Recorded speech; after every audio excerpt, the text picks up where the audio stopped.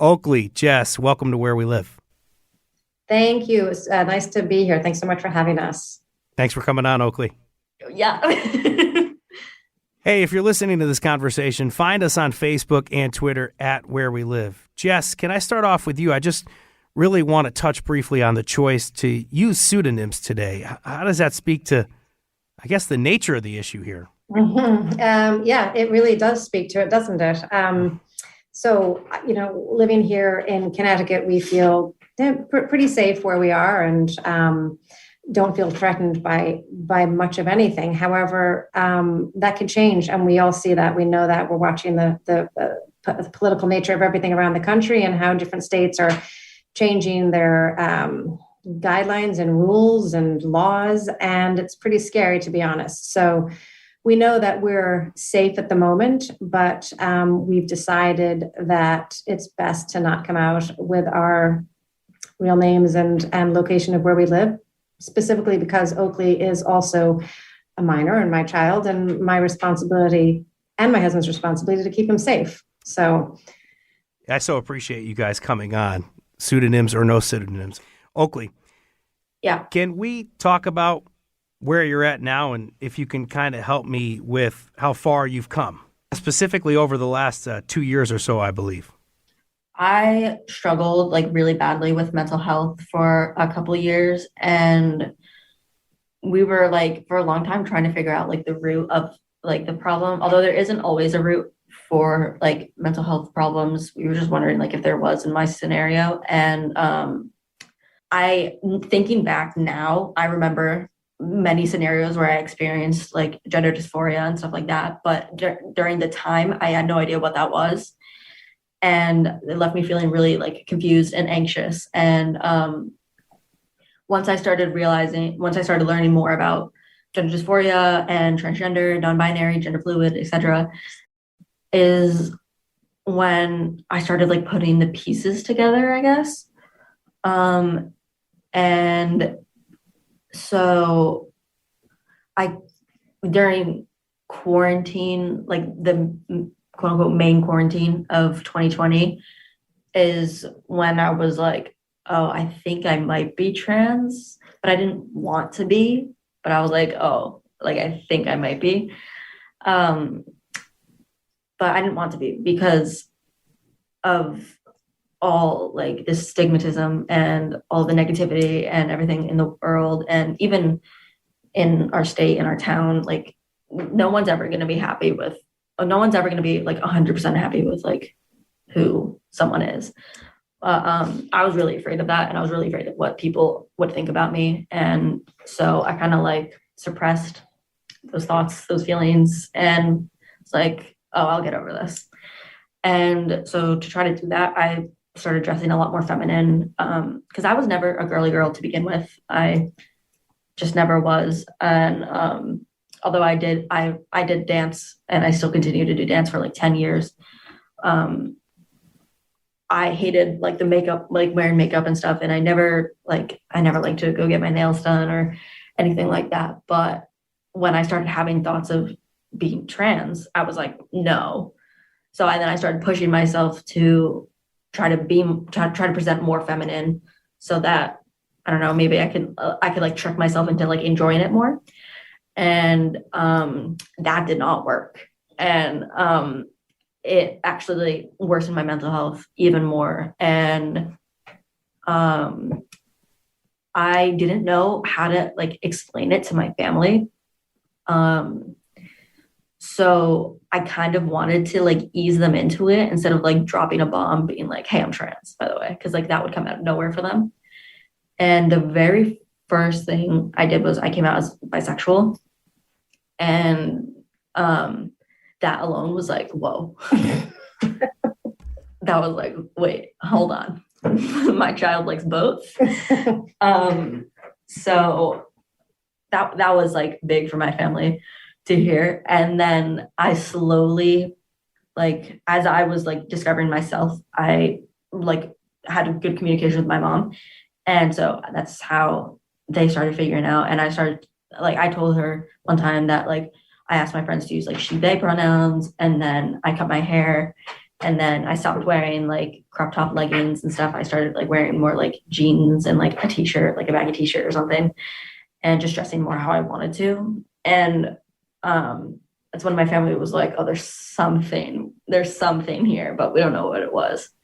Jess, could you just help me out with Oakley saying he's bisexual at this point? What was your reaction? We had learned a lot from Oakley and his generation about sexuality, basically, right? And how there was a lot more people in the LGBTQ community than we would have, than we knew. And that was, we were definitely growing up, or they were growing up in a world right now that it was more acceptable than when we were growing up. So they were all talking about it a little bit more, and it was okay if you felt that you might be interested in the same sex or maybe both sexes. So, but we didn't, we had at the time 2 boys and a girl. So we were, and I like to say this to everybody because we were your typical Irish and Italian Republican Catholics. Let's just put it that way. So we would go to church every single week. We would have, family was incredibly important to us and still is.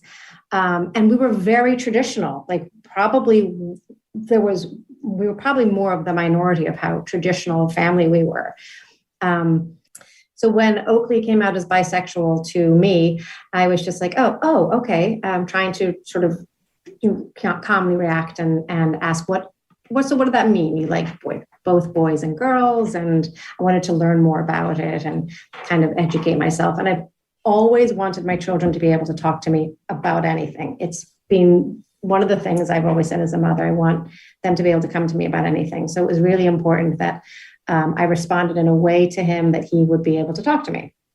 So that's how I responded. And that was the beginning.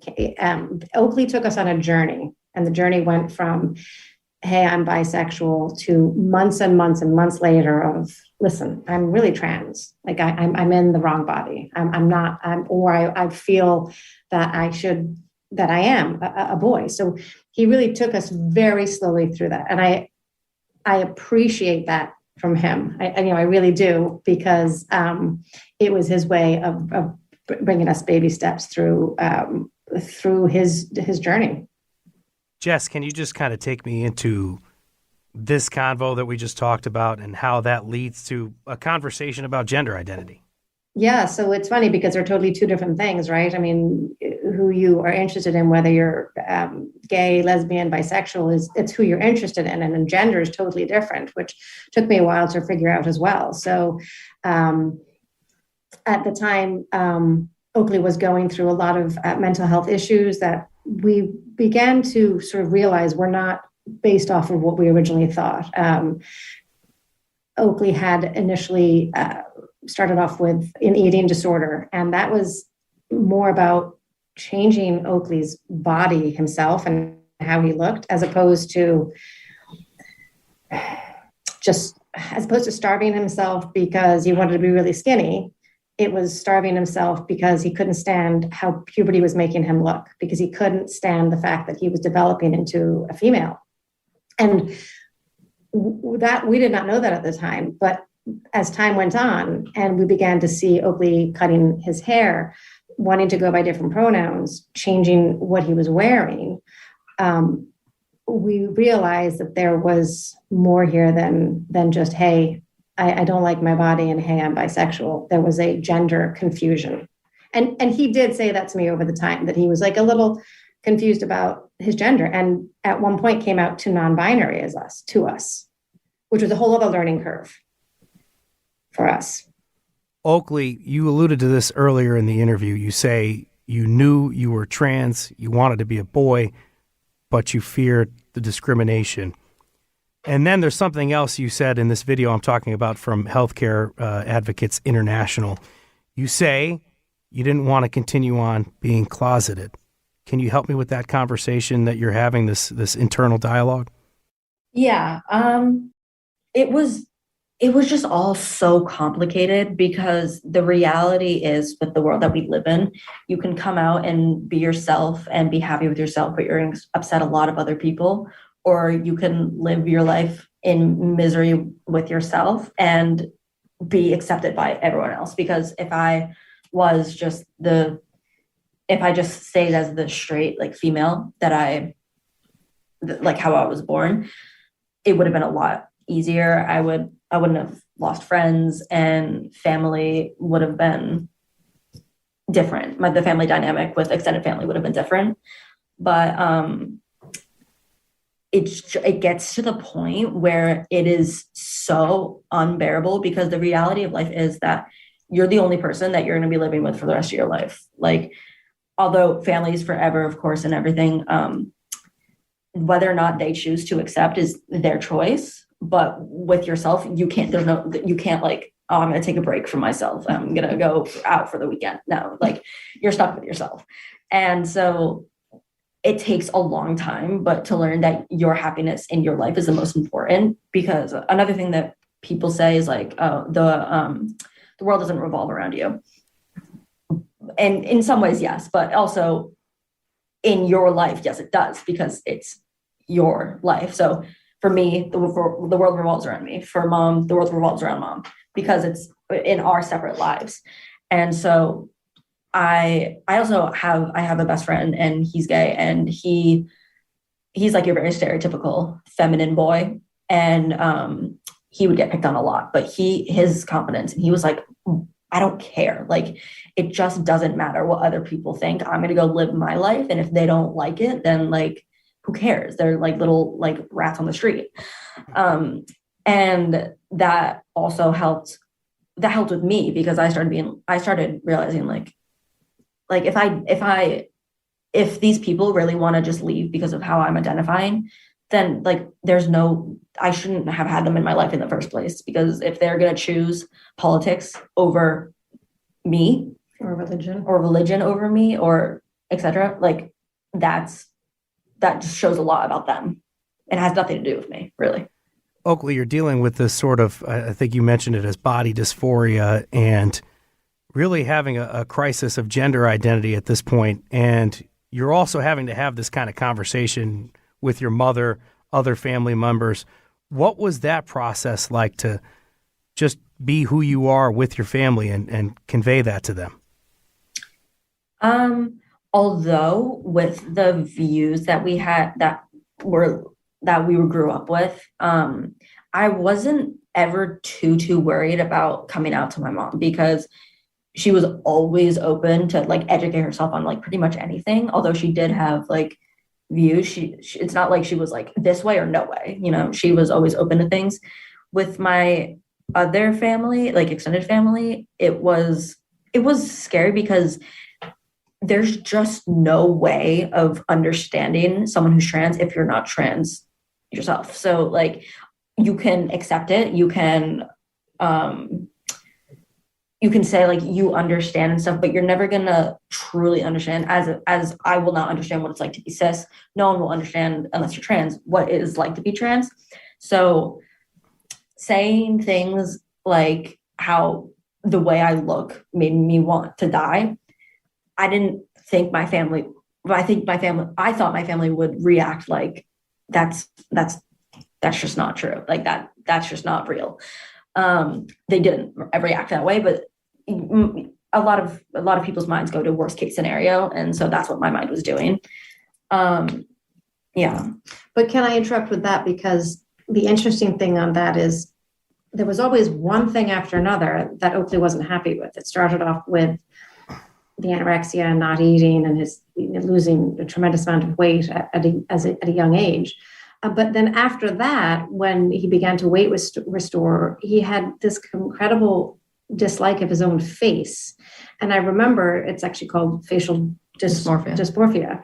And I was like, oh my gosh, this is just goes on and on about how much he can't stand himself, how he looked, to the point that when COVID hit, Oakley was very happy to wear a mask outside, because he was able to hide his face, that he the way that he presented very much as a female, and he didn't like that. So I tried to say, I don't understand. You're beautiful. How do you not like yourself? I don't like my eyes. I don't like my nose. I don't like my ears. I don't like my lips. And I was just like, it all makes sense to me now. But during the time, I didn't understand it at all. And I don't think that Oakley understood it to the extent that, hey, I'm just not happy with how I look because I'm a boy and this is not right. Jess, much of what I'm talking about comes up in a video of you both sharing your experiences with Healthcare Advocates International. That's a Stanford-based nonprofit healthcare organization. That video actually is on our website at ctpublic.org/where we live.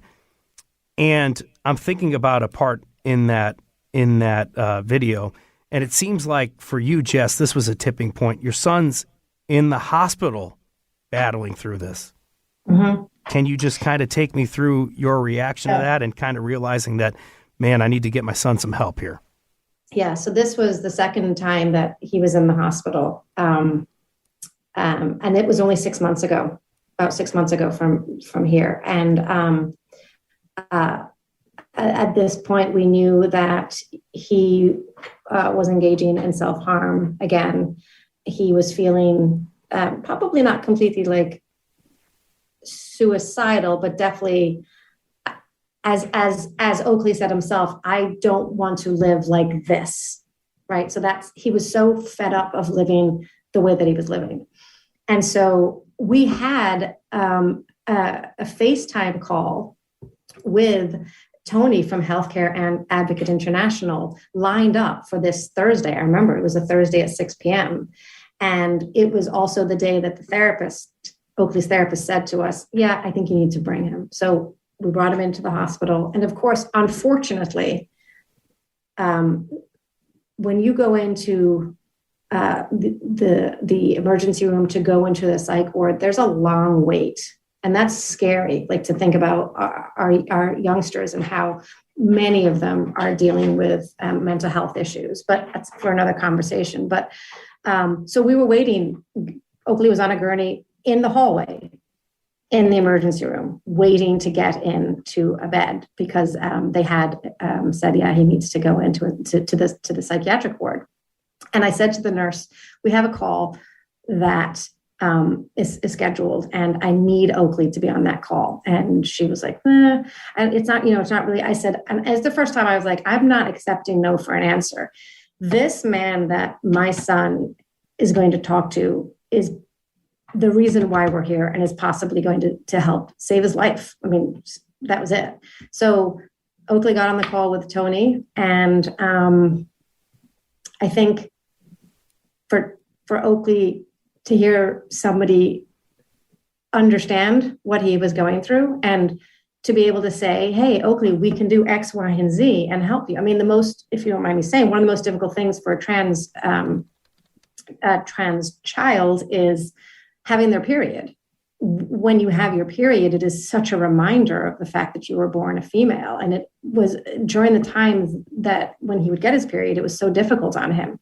So Tony was able to say, oh, well, we can take care of that for you. Like, we can help you. Like, there's things. And it was so matter of fact to him that Oakley was like, oh, hold on a second. I didn't see a future yesterday. Now I see a future. And it just changed everything to the point that we had like a 3 or 4 day wait to get into the psych ward. So we were going to be in this emergency room area for that length of time. We were able to take Oakley home probably, I think it was the next day, when I said to Oakley, okay, I know what you need now. You need to start the transition. You need to go to people that can help you. And once we decided on that and we were like, okay, let's go home. I think we went home on a Saturday. That Monday I made the phone call and to a clinic, and we started the process. Oakley, is this second time you're in the hospital? Is this where you start to see that you're going to get the treatment that you need?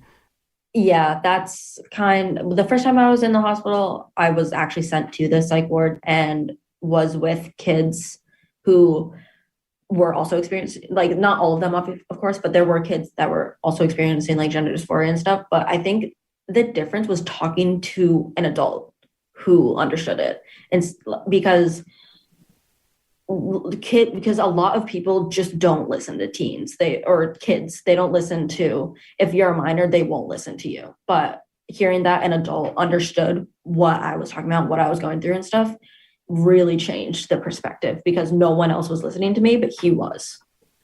So that's kind of when I was like, oh, I don't want to be in this hospital. I don't want to, because at this point I was 4 years in and out of treatment, and I was like, I don't want to do this for the rest of my life. I don't want this to be the way it is. And if I can actually live a life like Tony was living, then it doesn't solve all my problems, but it definitely helps.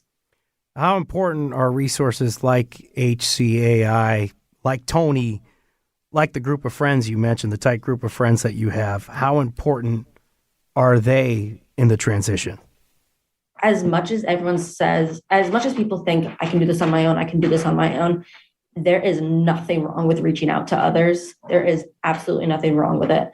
And especially as a minor, it's so important to reach out, because we haven't necessarily had to live. We haven't lived long enough to fully develop every skill possible. So reaching out to adults and surrounding yourself with people your age who will uplift you and who just want to be friends with you for who you are, not because of how you identify, who you identify, like just because they just simply like being friends with you. And reaching out to people who, although may seem like strangers, like Suicide Hotline, Trevor Project, Healthcare Advocate International, and other places like that. Although it may seem like, oh, I don't want to talk to strangers about like my feelings and stuff. That's not the case. It's, although you don't know the people, you can get to know them, and you already have a connection with them because they understand what you're going through. Not like talking to someone who just doesn't understand it, but they'll listen. It's different when someone will listen and they understand it. Jess, what about a resource like Tony or Healthcare Advocates International? What about that in terms of helping your change and your understanding on this topic? Oh my God. I mean, it was, to me, life-changing. I didn't know where to turn, I didn't understand it at all. I was scared as a parent, and I think still am, and I think I always will be. And a friend of a friend was how I got to know about Tony at Healthcare Advocates International. And the minute I reached out to him, he contacted me the next day, because I'm thinking, all right, I'm going to be waiting a while for him. But he contacted me the next day and he said, let's get on a FaceTime call. And I think he mentions this in the video that when he spoke with me, the tears were streaming down my face, and they were tears of fear, of like, I don't know what to do. What do I do for my child? And what does this mean? And how do we deal with it as a parent? And listen, they always say they don't give you a manual, right? When you have a child, we all come along as parents having to deal with things that we just aren't equipped to deal with. But this one was like, whoa, I didn't read about this in a book anywhere, right? I mean, this was completely something I didn't know what to do, and my husband didn't know what to do.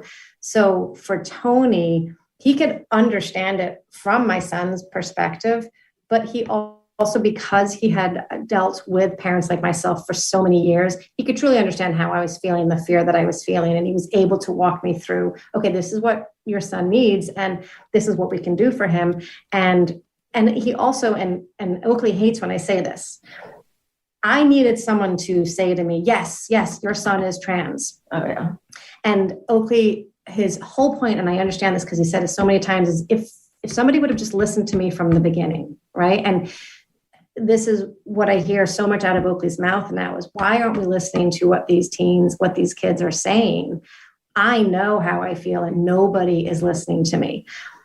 But I needed an adult to say to me, someone to say to me, yes, like to affirm it for me. Yes, he's definitely, there's no doubt in our mind that what he's feeling is body dysphoria and is, he's truly trans. And these are the things that we can do to help. So I didn't know anything about anything. I really didn't. I was so uneducated and just didn't understand anything. And so through Tony, I learned a lot. And then through, honestly, watching YouTube videos, TikToks, all sorts of things of people that I watched go through the journey and watched who feel the exact same way. And all these trans kids, trans youth, even the adults, were saying the exact same stuff as Oakley was saying to me. Exact same stuff. So all of those resources, you can't do it on your own. You really can't. It's so hard. So you need these resources. And I'm just so grateful to Tony for that. Oakley, could you just talk to me about what's in the importance of an ally and what you need from people? Yeah, this is something I'm very passionate on because I think people are taking it like just kids and teens are just idiots and they just absorb whatever's around them. We had someone who said to us or said to her that because I for years I followed along the story of Jazz Jennings, who's a transgender female, and she has a TV show, and people were like, people said to her that, to my mom, that it was just putting things into my head, and that's just simply not true. Because no one is telling you, oh, you're trans, you're gay, you're bisexual. No one's saying that. And the importance of normalizing everything is huge, especially with kids, because they're now saying the Don't Say Gay bill in Florida for kids younger. And that doesn't make any sense, because say there is, if you're saying don't say gay, and there's a child who maybe has two moms, two dads, or has a parent who identifies as non-binary or anything really, and the kids don't grow up like learning that this is something that happens, they will get picked on, they will get bullied, and then that's how things just get so much worse. And then again, when there are parents who will not listen to their kids and will be like, this is just a phase. This is just what they're just thinking this because of social media and stuff. And then their kids start struggling immensely with mental health. And sometimes they lose their battle and parents are like, what happened? It's like, well, they were telling you what happened. And I was never the best with communication ever with my family. When I had something to communicate with them, I would write letters and slip it under their door because I couldn't with community. I was struggling so bad with communication. But I found my ways to communicate. And so if your kid is trying to communicate, like we had this system where if I was struggling one night, I would just stay downstairs in the family room, and it became like a not talking thing, because I couldn't say to my mom, hey, I'm struggling tonight. I just couldn't do it. So my mom knew that if I was downstairs, that means I was struggling, and I just wanted to be around her. So just coming up with things like listening to your kids, no matter how they're talking, they're trying to communicate with you, no matter what, listening to them and seeing what they're feeling, and like not telling them this is a phase or their feelings are unvalid, or just simply listening to them, whether you agree or not, it doesn't matter, because if this is how your kid is feeling, that's not going to change. Jess, in the video, Patty McKnight, who is the executive director of Healthcare Advocates International, says education is the best medicine. What do you have to say to other parents? Hey, that's my platform right there. And I can say it because I lived it. I was uneducated, so uneducated about this. But I truly, truly believe we need to educate. We need to get this out there. This is happening. This is happening. This is a real thing. These are not pretend people, right? I mean, so many people say trans people don't exist. Yeah, they do. They absolutely exist. And they're not scary.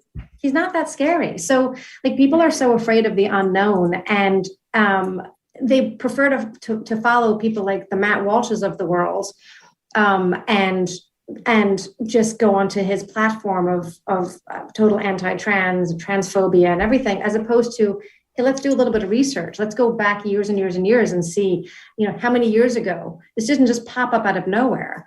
So I think it's the education is so important. We have some really good laws here in Connecticut that our schools are supposed to follow, but I don't think our schools really follow them or learn about them unless they have to. And I know we've been lucky, but I know plenty of families that haven't been as lucky as we are, and certainly don't live in as an accepting space as we live in. And I think just if we could just educate people, and then also parents, because as a parent, it's not easy. Most parents aren't like, oh yeah, yippee, my child is trans. It just doesn't happen like that. You go through a lot of things. But the most important thing is our responsibility is protecting our child and making sure we can do what we can to make them want to live in this world that we've provided. So I agree 100% with Patty. We need to educate. We need to talk about it more, as opposed to saying, no, we're not going to talk about this in schools. Stop indoctrinating our children. Stop talking about it, because if you talk about it, you're going to make them trans. That's just not the case. And if it is, then there's some other stuff going on that needs to be discussed in the family. I understand there's a Pride event that's happening in your town soon. Yeah, so there is a Pride event that's happening in our town soon. And I like to say that I went from a completely non-educated mother who knew nothing about any of this to someone who is now heading up this Pride event and parade and fully into it. I am like doing everything. And I have a tremendous amount of help from Healthcare Advocates International. I'm so grateful to them for the help that they're giving to me. But yes, because let's bring this out more in these towns, in these shoreline towns, and the towns in Connecticut, wherever we can. Let's bring this out. Let's normalize this. Let's talk about it. Let's educate. And also, I want these kids, I want my child and other kids just like Oakley to feel safe and loved and accepted. The reality of it is just to ask the question, how many deaths is it going to take for people to realize this isn't a joke? And this isn't something that just goes away. This is real. It's not going away. And something needs to happen. It needs to be fixed. Oakley, a brave 15-year-old who got the help you needed and mom supported you. Thank you so much for coming on Where We Live, Oakley and Jess. Thank you so much for bringing light to this really important topic. We appreciate it more than you know. From Connecticut Public Radio, I'm Frankie Graziano. This is Where We Live. Coming up, we hear from the Trevor Project about their research into LGBTQ youth mental health. You can join the conversation, 888-720-9677, 888-720-WNPR, or find us on Facebook and Twitter at Where We Live.